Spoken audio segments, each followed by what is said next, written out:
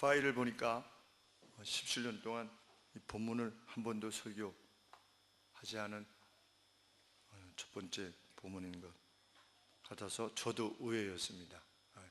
이전에 뭐라고 설교를 했나 이렇게 봤더니 설교가 없어서, 우리 석의라고 합니다. 석의, 이게 무슨 뜻이냐를 잘 살피고 연구 내용을 살피는 것을 석이라고 하는데, 여러 권의 서기를 보게 되었는데, 코멘터리를 보게 되었는데,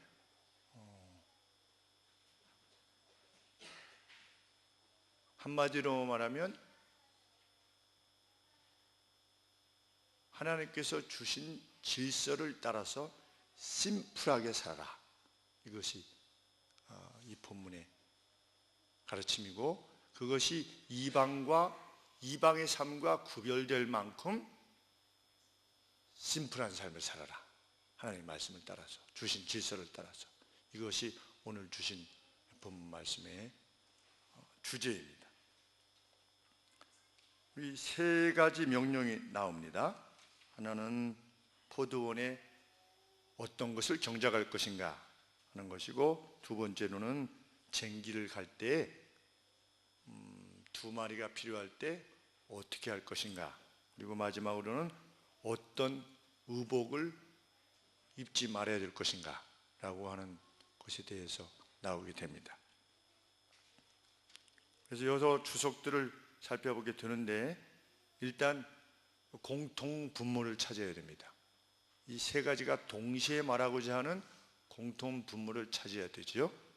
그래야지 말씀하시고자 하는 주제가 나올 것이니까. 그래서 일단 공통 분모에서 배제되는 것은 실질적인 목적을 위해서 이 명령이 주어졌다 라고 하는 점은 일단 배제되어야 됩니다. 실질적 목적이 뭐냐? 우리 두 번째 명령에서 소와 당나귀를 서로 같이 묶어가지고 쟁기를 갈지 말아라, 쟁기질을 하지 말아라 라고 하는 내용을 보니까 하나님께서는 누구까지도 돌보기를 원하셨다, 동물까지도 돌보시기를 원하신 것 같다. 왜? 소하고 당나귀하고 같이 갈게 되면 어떻게 되니까?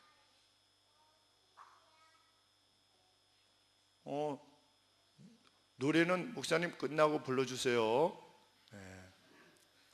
네, 노래는 끝나고 불러주세요.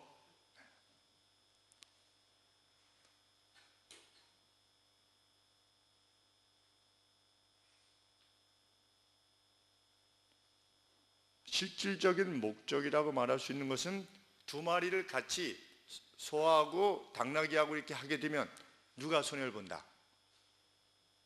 네, 당나귀가 손해를 본다. 소라고 하시는 분도 있어요, 그렇죠? 소는 왜요? 소가 손해 볼 수도 있겠습니다. 왜? 힘을 더 줘야 되니까, 소가. 그렇죠? 당나귀보다. 또 다른 차원은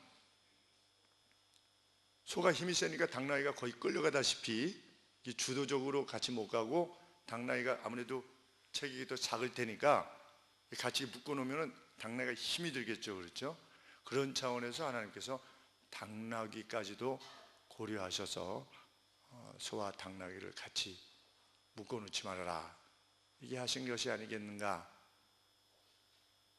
그리고 또 어떤 주석에 보면 당나귀는 그 독이 있는 식물을 먹는답니다, 먹이로. 그래서 그 입에서 악취가 난대요. 당나귀 보지도 잘 못했지만 입에서 악취가 나서 묶어놓으면, 같이 다른 동물이랑 묶어놓으면 다른 동물들이 이렇게 피한대요. 이렇게. 악취 때문에 피해가지고 한쪽만 어깨를 부딪힌대요. 이렇게 옆에 묶어놓으면 이렇게 하고 있는 거죠, 딴 데 보느라고. 그래서 당나귀랑 오래 묶어놓으면 그 묶어놓은 다른 동물이 점점 살이 빠져가지고 심지어는 죽을 수도 있대요. 당나귀가 아주 무서운, 주석에 그렇게 돼 있어요, 주석에.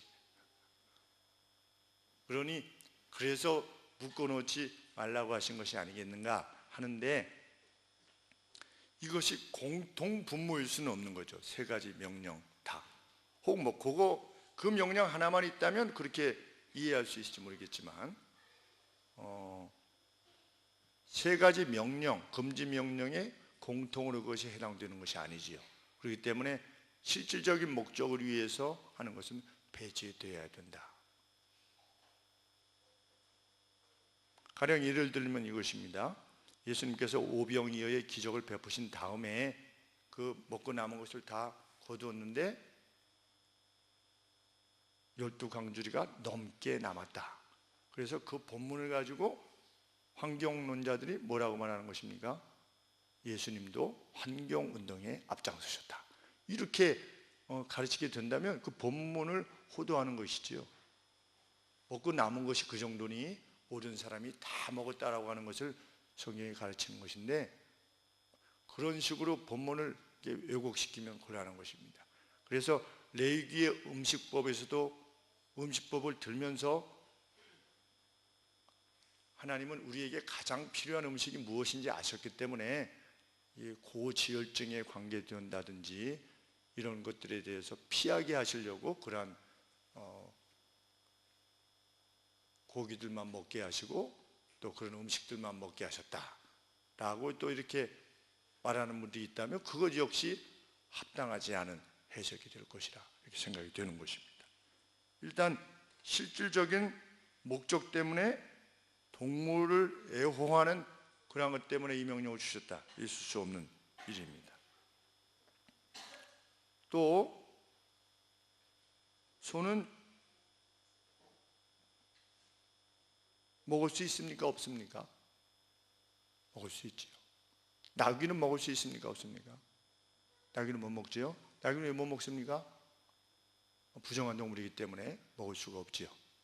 그렇죠? 그래서 소와 나귀를 같이 이렇게 묶어놓으면 그것이 영적으로 정한 것과 부정한 동물을 이렇게 같이 섞어놓으면 안 된다라고 하는 차원에서 이 명령이 주어진 것일 수 있다라고 하는 내용도 우리가 좀 이 논의에서 배제시켜야 되는 이유는, 그것은 음식법에 관련되어진 것이지 그 당시에 이스라엘 백성들이 소를 사용하였고 또 나귀도 사용했습니다. 그러니까 먹을 때는 그것이 먹을 수가 없는 거죠. 부정한 동물이지요. 그럼에도 불구하고 일을 시킬 때는 나귀는 시켰던 겁니다. 문제는 같이 섞어서 일을 시키지 말라는 거지요. 그것이 정한 동물과 부정한 동물의 차이가 아니라 섞지 말라.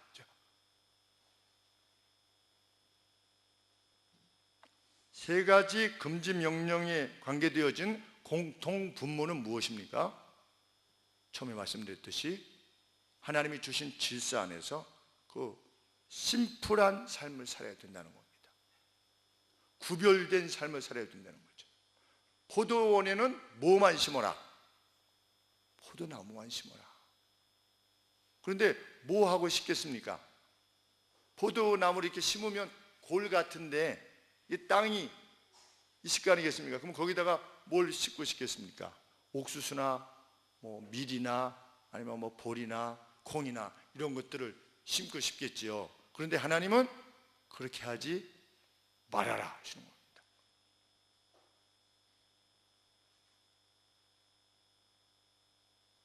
섞지 말라는 겁니다. 삶에 있어서 섞지 말라.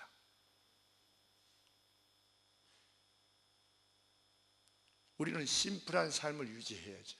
하나님의 사람은.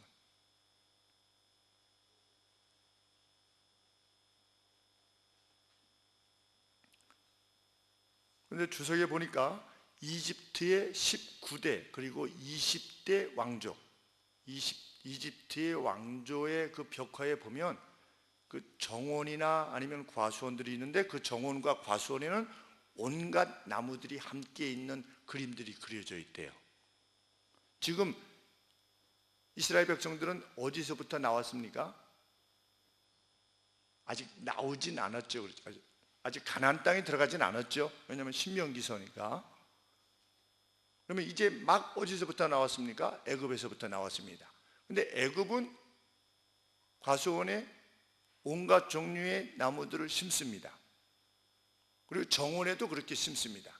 그런데 하나님은 뭐라고 명령하시는 겁니까? 포도원에는 포도만 심어라. 두 가지 종류 이상을 교합해서 심지 말라. 이건 실질적인 명령이 아니라는 것이 우리가 알게 되는 거죠. 이익을 포기해서라도 포도원에는 포도나무만 심으라는 겁니다. 그러면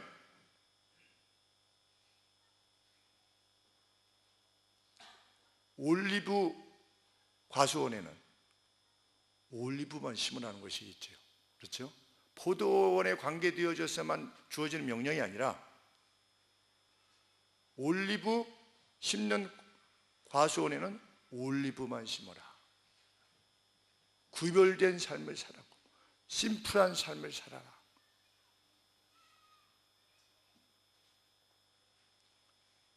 경작하는 방식에 있어서도 너희들은 세상과 구별되어야만 한다.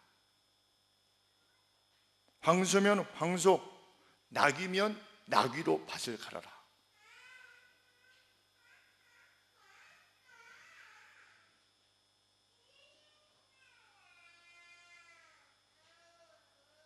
우리가 궁하면 어떻게 됩니까? 다른 방법을 선택하려고 하죠. 그렇죠? 근데 하나님은 그렇게 하지 말랍니다.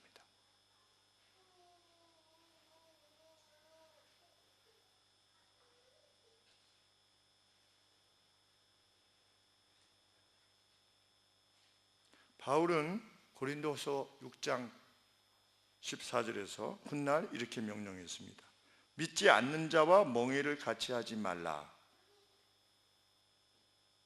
그것은 믿지 않는 사람과 사귀지 말라는 말이 아니라 그들과 그들의 온갖 더러움으로부터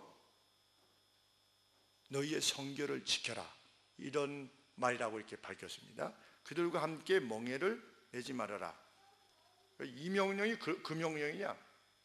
꼭 그것일 수만은 없는 것이 뭐냐면 나귀끼리만 밭을 갈게 하면 괜찮았어요. 그것은 문제가 되지 않는 것입니다.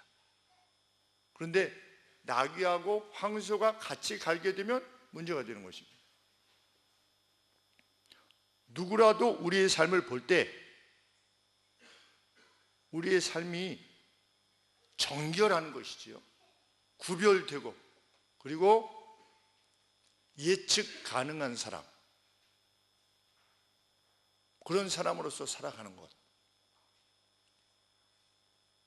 마지막으로 의복 착용에 있어서도 울과 린넨이 함께 섞인 옷은 입지 말아라 말씀하셨습니다. 섞지 말라는 거지요. 당나귀와 황소를, 포도나무와 다른 것을, 그리고 울과 린넨을 섞지 말아라. 섞이는 삶을 살지 말아라는 것입니다.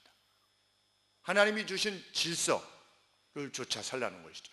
원초적으로 창세 때 주신 그 질서를 존중하면서 살아가라.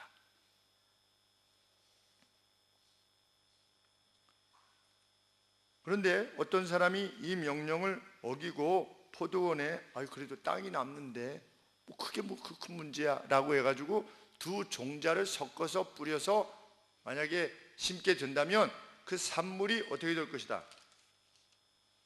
포도원의 소산이 다 빼앗김이 될까 하느라. 그렇게 해서 얻어진 것이 어떻게 될 거다? 다 취하여져 가버리게 될 것이다. 그것을 우려하노니 만일 포도원에 포도나무만 심으면 어떻게 되는 겁니까? 포도의 열매를 얻을 수 있는데 같이 심게 되면 어떻게 될 거다? 포도 열매도 다 빼앗기게 될 것이고 그 다른 것들도 다 빼앗기게 될 것이다. 그러니 이중적 손해를 얻게 될 것이다. 이런 말씀인 것이죠. 우리 여호수아서 6장 18절 이하에 보면 전쟁에서 빼앗은 탈취물에 대해서는 그 금이나 은으로 만든 그 기구에 대해서는 다른 사람이 사용하지 못하게 했습니다. 하나님께만 돌리게 되었습니다. 그것을 영어로 ban이라고 합니다. BAN. 그런데 하나님께서 이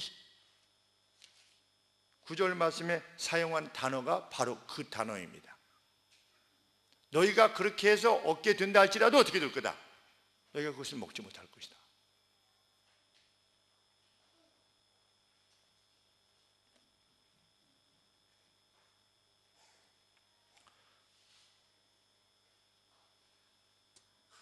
우리 이번에 시리얼 제품 때문에 방송에서 잠깐 말이 있었는데, 무슨 대장균이 검출됐었는데 원료에 그것들을 나누어 가지고 다른 시리얼들을 만드는데 조금씩 넣었다고 그랬지요. 뭐 한 겁니까? 섞은 거지요. 그게 섞는 겁니다. 여기서 말하는 원리인 겁니다. 섞지 말라. 그래서 어떻게 됩니까? 전 제품이 전량 폐기되는 거죠. 마치 우리가 우리의 삶을 살아갈 때 하나님이 말씀해 주신 것도 아니고 하나님께서 원하시는 것도 아닌데 우리 생각에 이것이 좀 될 것 같다 싶어서 무엇을 행하는 것이 있다면 어떻게 되는 것입니까? 그 심플한 삶을, 하나님 앞에서의 단순한 삶을 포기한다면 전량 폐기할 수도 있다는 겁니다.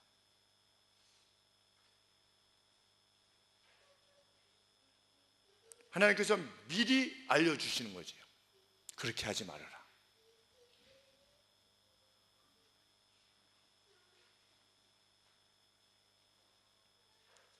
레위기 19장 19절에도 좀 비슷한 명령이 주어지고 있습니다.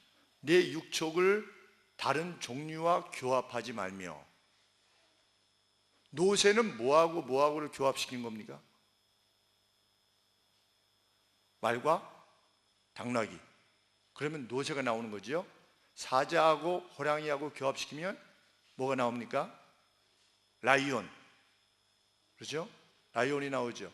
성경에는 하나님께서 이렇게 하지 말아라. 그렇죠? 라이온 킹인데 그 라이온은 사자잖아요. 그 라이온이 아니라 뭐죠? 라이거. 그렇죠? 라이온하고 타이거하고 해가지고 라이거잖아요. 그 라이거 같은 것을 만들지 말라는 겁니다. 쉽게 말씀드리면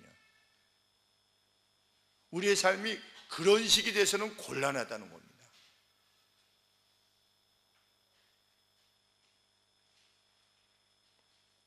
내 육축을 다른 종류와 교합시키지 말며 내 밭에 두 종자를 섞어 뿌리지 말며. 여기는 필드에, 그래서 밭에 심을 때 두 종자를 섞어 심지 말며 두 재료로 직주한 옷을 입지 말라. 레위기 19장 19절입니다. 이 명령은 오늘 본문 말씀과 거의 유사하지요. 두 종류의 동물 섞지 말고, 두 종자를 섞지 말고, 두 재료를 섞지 말고 하나만 사용해라.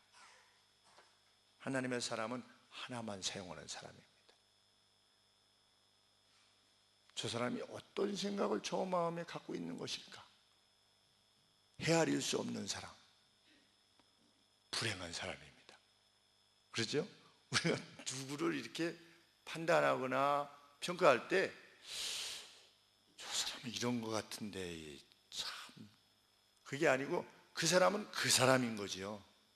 저 사람은 그 사람이야. 그 말하는 그대로의 사람이고, 그렇다고 화났을 때 그냥 화를 막 내는 이런 스타일이 아니고, 그것을 말하는 것이 아니라 그 사람이 말하고 생각하는 바, 그것이 청결한 사람, 그런 사람이 되라. 삶 전반에 있어서,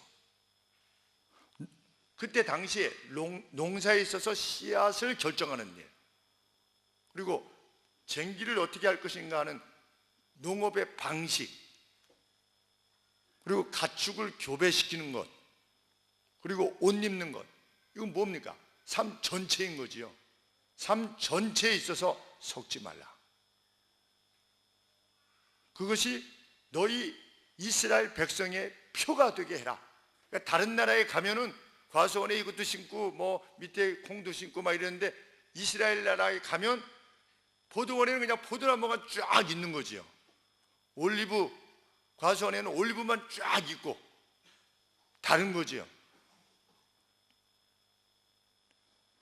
하나님을 알지 못하는 사람들이 우리의 삶을 볼 때 우리들의 삶이 정결한 것이지요.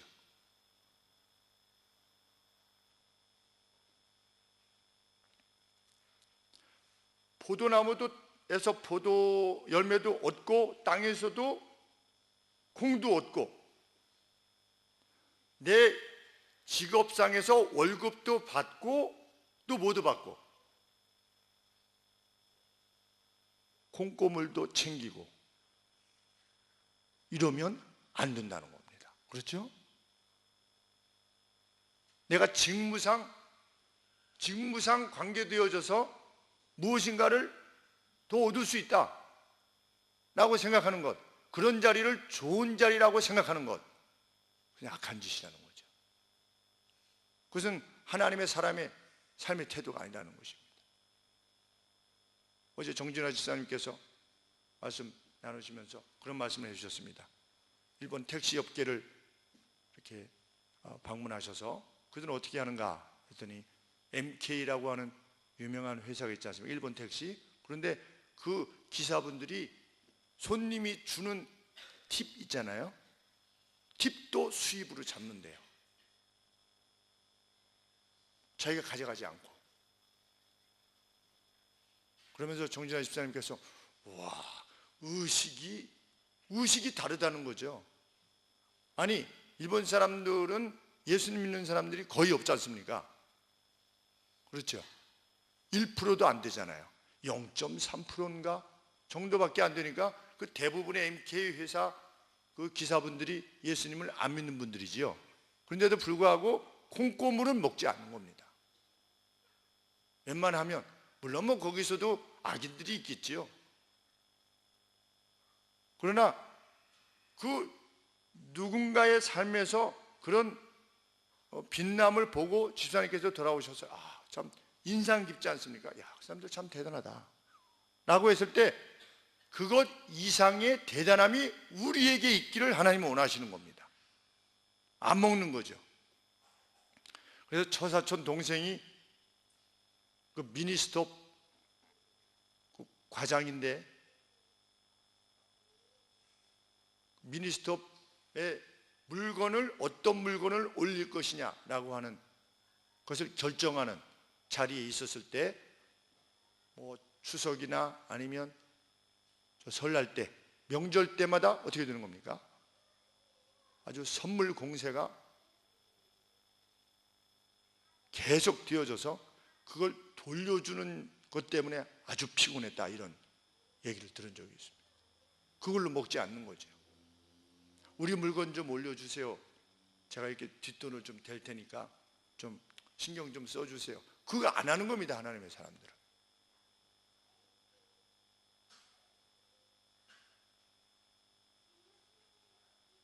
자신의 일상의 일로 말미암는 소득을 구하는 것, 그것은 하나님의 사람의 모습이 아닙니다.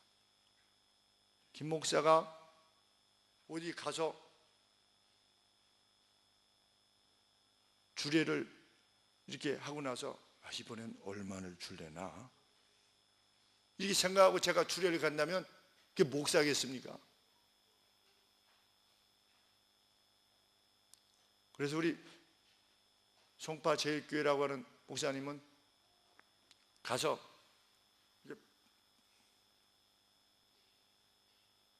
가령 예를 들어서 좀 과도한 점이 있긴 하시지만 교회에서 사례를 주면 한 달 살아보시고 남으면 도로 교회에 내셨대요. 저는 그렇게까지는 못합니다.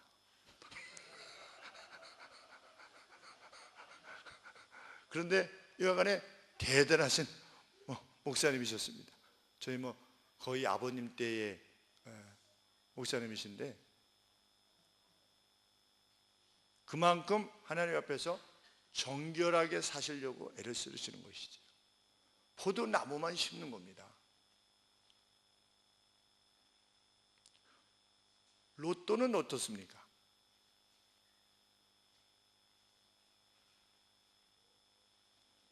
뭐 일확천금을 노리고 로또를 사는 사람이 어디 있겠습니까? 그렇죠? 제가 드린 말씀이 맞는 말씀입니까? 일확천금을 노리고 로또를 사는 사람은 아마도 없을 것이라고 저는 생각을 합니다. 그냥 재미로 사실 것 같습니다. 그렇죠? 근데 그리스도인은 재미로도 안 사는 겁니다. 그 방식 자체가 포도원에 포도나무만 심는 것이 아니기 때문입니다.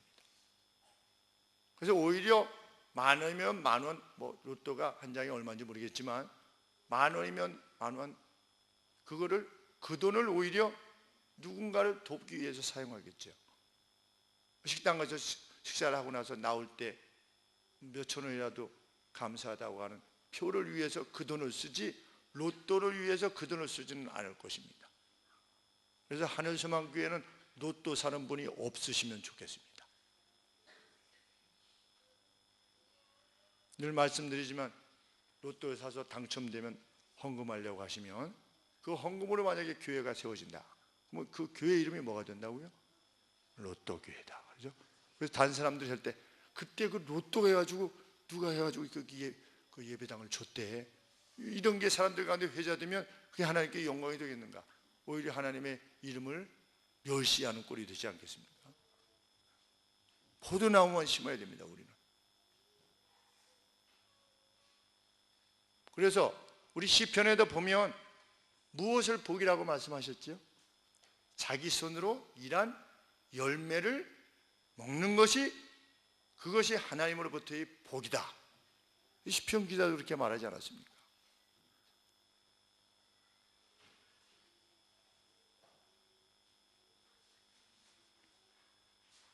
세수를 이유로 정성 같은 곳에 무엇을 세웠습니까? 카지노를 세웠습니다.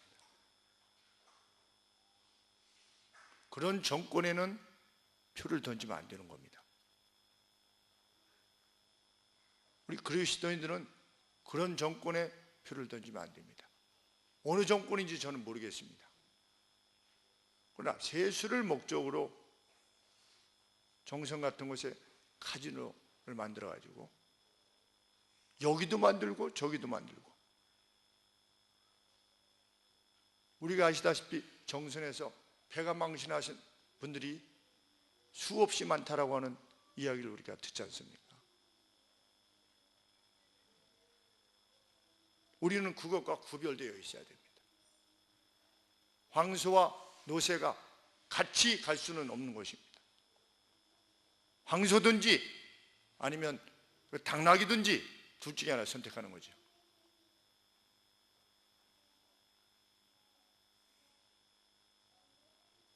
우리 기독교 정치가들이 있다면 그것을 맞서서 막아야 되겠죠.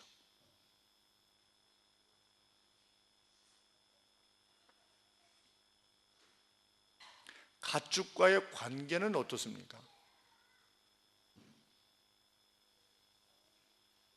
개에다가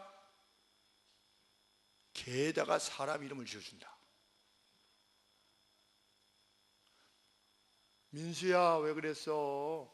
왜 여기다가 오줌 넣었어? 개에다가 사람 이름을 지어준다. 있을 수 없는 일. 개를 화장시켜서 장례를 치러준다. 장례 치러주는데 얼마 정도 된다고 그랬습니까? 개 장례 치러주는데 한 200만 원 정도 된다고 그러지요.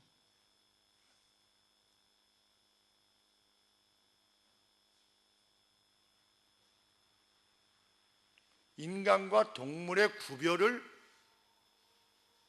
혼탁하게 만드는 모든 태도들 합당치 않은 것입니다. 제가 개를 천시하거나 미워해서가 아니라, 그렇죠? 소망이 죽을 때 소망이라는 개가 개니까, 우리 교회 개니까, 개는 어디서 길렀습니까? 물론 개를 집 안에 기를 수도 있고 밖에 기를 수도 있습니다. 그거 자체는 문제가 안 되지만, 그래도 개는 개야 되기에 밖에서 기르다가 병이 들었을 때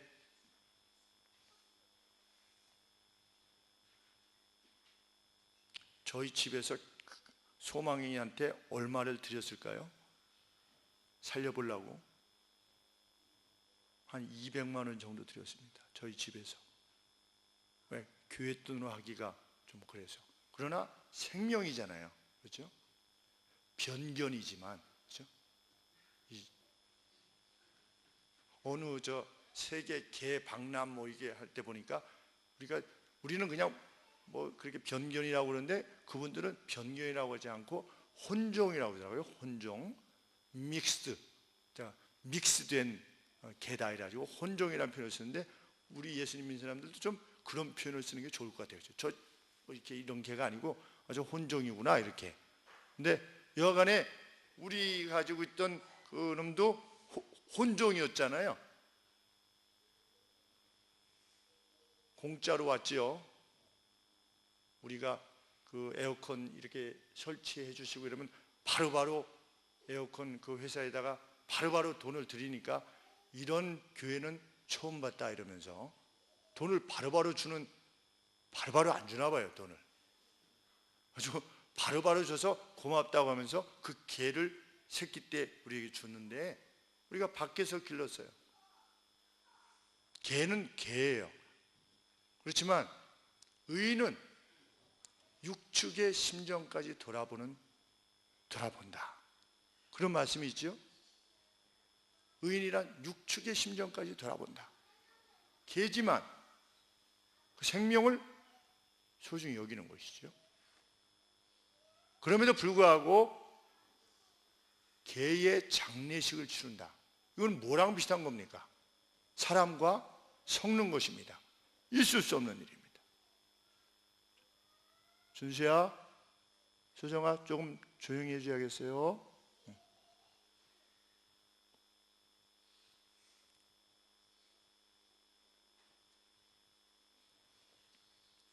부모와 자녀 간의 질서는 어떻습니까? 하나님께서는 부모와 자녀를 구별시켜 놓으셨습니다. 어른과 어린이를 구별시켜 놓으셨지요. 그런데 어떻게 되어가고 있지요? 우리의 시대는 부모와 자녀 간의 구별이 없어지는 시대가 되었습니다. 이마트에 가서 장을 보는데 중학교 2학년 정도 되는 어떤 여자아이가 엄마가 이제 간식을 사서 이렇게 카트에 넣어서 놓으니까 바로 엄마한테 엄마 이게 뭐야? 안 먹는다고 그랬잖아. 그러니까 엄마가 그래 미안해. 그리고 다시 누가 엄마예요? 요새 이런 집이 많아요. 예수님 믿는 집도 뭐 자녀들이 뭐 이렇게 해가지고 뭐 앉으면 엄마 그러고 뭐 엄마를 막 이렇게 해요. 그래도 아이 그러지 마. 뭐가? 엄마가 아니 자기 자식이 이 부모됨과 자녀됨이 분명히 성경에 가르치라고 되어 있는데 그냥 자기 자녀가 부모인 자신에 대해서 경어를 사용하지 않을 때 그냥 내버려 두는 겁니다. 이것은 제가 이전 세대이기 때문에 세대 차이의 문제가 아니고 성경은 뭐라고 가르칩니까? 구별됨이 있어야 된다는 거죠. 부모를 안어해야만 된다는 겁니다. 그런데 부모에게 반말하는 우리의 자녀치고 부모를 안어하는 사람이 없어요. 자녀들이. 우리가 잘 생각해 보면 부모에게 경어를 사용하지 않는데 부모를 높인다. 있을 수 없는 일입니다. 우리는 가르쳐야만 되지요. 그것이 질서라고 하는 것. 믿지 않는 사람들이 볼 때에도 믿는 사람의 가정이 예를 들어서 목사인 저희 가정이 우리 영이나 현이나 윤이가 뭐 엄마나 아빠한테 제가 가끔 그래서 주의를 줘요. 저희 자녀들한테 엄마한테 이렇게 할 때 뭐 약간 반말 비슷한 말을 한단 말이죠. 그랬어 뭐 이렇게. 이게 성경적 가르침이 아닌 겁니다.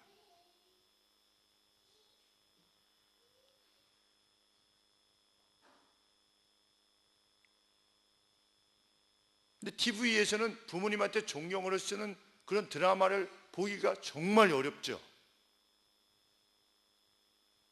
우리도 모르게 시대적인 가치에 몰입되어 가지요. 그냥 그런 것으로 뭐 나중에 크면 뭐 알아서 하겠지. 애가 아직 어리니까. 애가 아직 어리니까 더 해야 되는 겁니다. 그런데 그냥 이렇게 하다가도 중단하지요. 이렇게 엄마한테는 이런 말 쓰면 안 됩니다. 이렇게 다 쓰면 어떻게 해야 돼요? 성경에 의하면 초다를 금하면 맴매를 금하면 자식을 많게 하느니라. 그러면 이게 지금부터 3000년 전에 언급이기만 한 것입니까? 하나님께서 시대 감각이 없으셔가지고 솔로몬에게 야 이렇게 초다를 금하면 자식을 많게 하느니라 그렇게 써라. 3000년 지난 오늘은 좀 그럴 수 있어. 하나님께서 그러실까요? 그러지 않을 것입니다. 부모를 안어하게끔 우리는 가르쳐야만 됩니다. 정 안 되면 어떻게 해야 돼요? 학교를 보내지 말아야죠.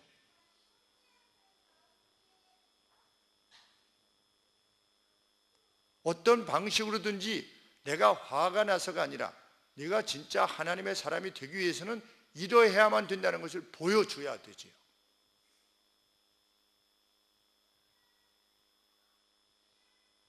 내가 너를 하나님의 뜻 가운데서 양육하기 위해서는 내가 내 직업도 버릴 수 있다. 심지어는 내가 삶의 자리를 내가 포기할 수도 있다. 그래서 믿음 생활 잘하지 않는 자녀가 있다. 그러면 가령 저 같으면 제가 굶고 기도하겠어요. 자녀가 교회를 안 나가는 거죠. 내가 하나님의 신으로 여기고 나의 창조주로 여기는 그 하나님을 이 자녀가 뭐 우습게 여기고 이럴 때 이렇다면 저는 자녀를 위해서 굶겠어요. 굶고 기도하겠어요. 아버지가 자기가 교회 안 나가는 것 때문에 한 일주일씩 굶는 거예요. 하나도 안 먹고. 나는 너를 그렇게 하나님 앞으로 이끌기를 원한다 라고 해서 일주일을 굶고 10일을 단식하고, 일부 정치가들은 자기의 정치적인 야망을 위해서도 굶잖아요. 뭐 32일째. 그렇게 거짓말을 잘할 수가 없어요. 32일을 굶었는데 어떻게 그 모습으로 살아가는지 도대체 이해가 안 돼요. 뒤로 뭘 드시는지 모르겠지만, 근데 적어도 부모는 절식을 할 수 있어요. 만약에 자녀가 필요하다면. 왜? 정말 영혼에 관계되어진 것인데. 근데 그런 부모님을 발견하기 어렵죠. 그러면 나중에 뭐 어떻게 잘 되겠지.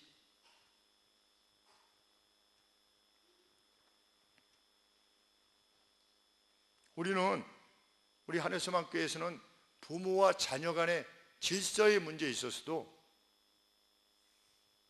하나님께서 말씀하신 부모와 자녀 간에, 그리고 노인과 어린아이들 간에, 성경은 뭐라고 가르칩니까? 샘머리 앞에 어떻게 해라? 샘머리 앞에 구레이한 하얀 머리 앞에 어떻게 해라? 일어서라 그랬습니다. 일어서라. 우리들의 자녀들은 노인이 지나갈 때 일어날 수 있도록 가르쳐야만 되는 거죠.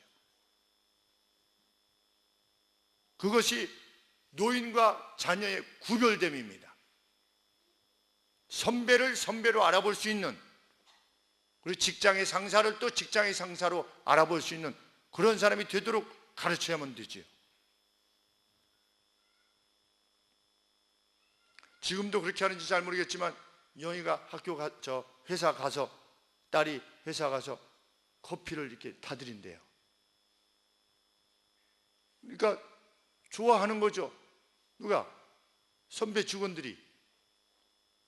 저는 잘하는 거라고 말했습니다. 그거 참 잘하는 일이다. 왜 내가 커피를 타줘야 돼요? 나도 똑같이. 뭐 여자 사원이라고 꼭 타라는 법이 있어요? 그런 마음이 아니라 선배를 높이는 겁니다. 내가 할 수 없이 타는 것이 아니라 자원에서 타는 거지요. 하나님께서 주신 질서를 높이는 것입니다.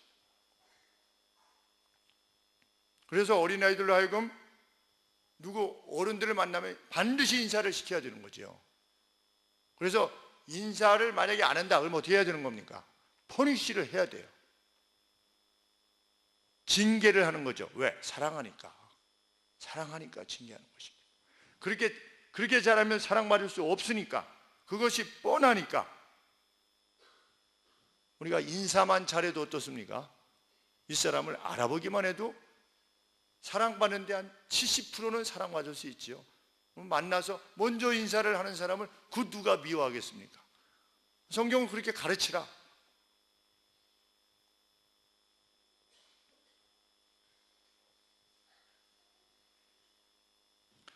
성의 구별이야말로 하나님께서 명백하게 구별해 놓으신 것입니다. 교황이 제 아무리 교령을 내려도 동성애자들의 결혼을 합법화 시키려는 그러한 시도가 있다 할지라도 남자와 여자를 만드셨다. 누가? 하나님께서. 그리고 뭐라고 말씀하셨습니까? 남자가 부모를 떠나 그 아내와 연합하여 둘이 한 몸을 이루어야 된다. 결혼이라는 것은 무엇이다? 남자가 부모를 떠나 그 아내와 연합하는 것이다. 이 씨와 그 여인과 연합해야 된다는 거죠. 그것이 창조의 질서입니다. 이 질서를 어그러뜨리는 자는 훗날 아니면 금생에 하나님으로부터의 저주가 있을 것입니다. 뭐 그 저주의 내용이 무엇입니까? 그것이 에이즈가 아닙니까? 에이즈 환자의 75% 이상이 동성애자들이라는 것은 우리가 다 알고 있는 사실이에요. 그럼에도 불구하고 소수 인권을 논하면서 이 나라가 그렇게 가요. 우리가 개개인의 그리스도인들로서의 시민으로서 행동할 수 있어요. 그리고 행동해야만 돼요. 표를 그렇지 않은 이들에게 던지든지, 아니면 그 국회의원 사무실에 항의 메일을 보내든지, 아니면 직접 전화를 걸든지, 그것이 합당치 아니하다는 거죠. 당신에게는 표가 안 갈 것이요.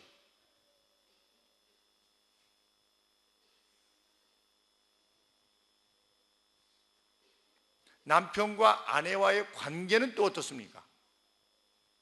성경이 남편과 아내에 있어서도 질서를 주셨고 아주 심플합니다. 남편은 어떻게 해라? 아내를 보호해라. 부인은 뭐라고 했습니까? 남편에게 복종해라. 아주 관계가 심플합니다. 우리 관악고등학교 졸업했던 동기들이 친구가 카톡창에 133명이 올라와 있는데, 그 친구들이 한결같이 그 내용에서 이렇게 내용들을 살펴보면 집에서 누가 대장입니까? 집에서 남편이 대장이 아니에요. 다 부인이 대장이에요.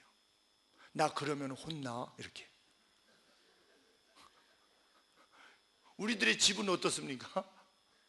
누가 대장입니까? 성경은 누가 대장하라고 그랬죠? 남편이 대장하라고 그랬죠. 남편이 못나도 남편으로 대장하게끔 해야 되는 겁니다. 그것이 성경이 주신 명령이에요.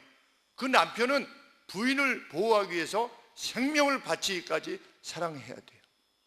그런데 부인을 위해서 생명을 바치려는 남편도 드물고, 남편의 말에 복종하려고 하는 부인도 드물은 세상이 됐어요. 그것이 저주입니다.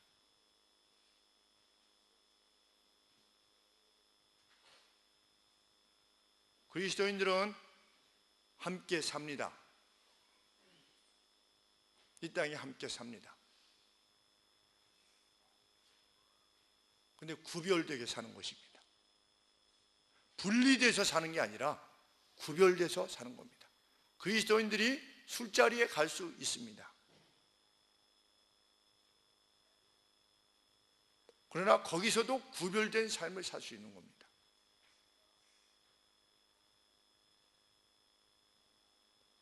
그리스도인들도 고사 비행기 새로 사와가지고 대한항공에서 고사 지내는데 회장이 갈 때 같이 참석할 수 있습니다. 그러나 거기서도 구별될 수 있습니다. 우리는 섞어 살지 않습니다. 그것이 그리스도인의 기백입니다. 요셉이 지녔던 기백이고 그것이 다니엘이 지녔던 기백입니다. 그리고 다니엘의 세 친구들이 지녔던 기백입니다. 우리가 이렇게 살 때 하나님께서 능히 우리를 돌보실 수 있다. 그리 아니하실지라도 우리는 섞일 수 없다.